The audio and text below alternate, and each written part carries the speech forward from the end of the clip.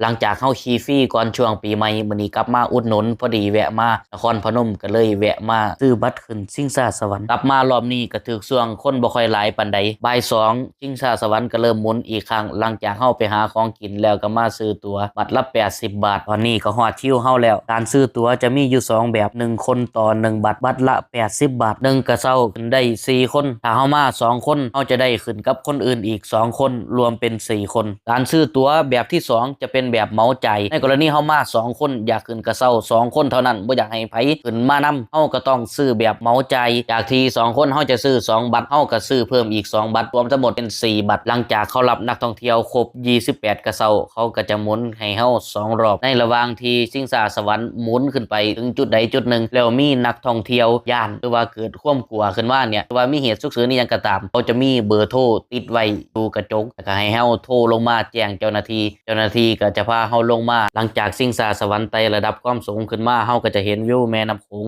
ทั้งสองฝั่งโขงไทยลาวในขณะเดียวกันหลังจากที่เฮาเคยขึ้นมาแล้วเทื่อนึงแต่เฮามาขึ้นครั้งที่2เวลาเลี้ยวลงไปข้างใต้เฮาก็ยังมีความหวาดเสียวคือกันวิวที่สวยงามมันเฮ็ดให้ความกลัวของเฮาเนี่ยน้อยลงผมเชื่อว่าไปมาแล้วต้องกลับมาซ้ำอีกนี่ก็เป็นจุดสูงสุดที่ชิงช้าสวรรค์ขึ้นมาฮอดแล้วเฮาก็จะได้เห็นวิว2ฝั่งโขงก็เห็นวิวทั้งเมืองนครพนมอย่างสวยงามตอนนี้แม่น้ำโขงแห้งเฮาเลี้ยวไปไกลๆจะเห็นหาดทร